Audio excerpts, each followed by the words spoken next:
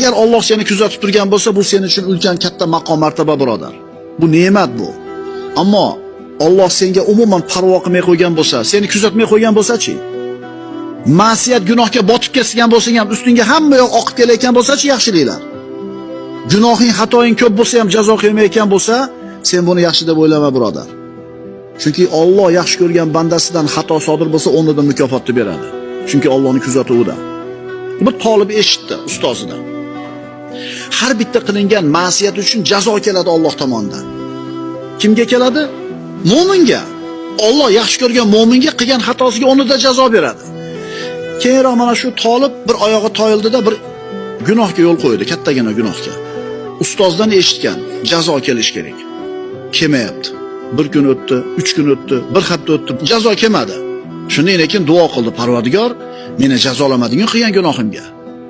Alloh uni qalbiga bir yubordi shu narsani. Uni qalbiga shu narsa keldi. Ey bandam, seni jazoladim, faqat bilmading. Axir menga munojat qilishlik lazzatidan seni mahrum qilib qo'ydim. Sezmadingmi shuni? Alloh bilan aloqasi bor odam uchun eng katta jazo Allohga munojat qila olmay qolishligi, to'silib qolishligi.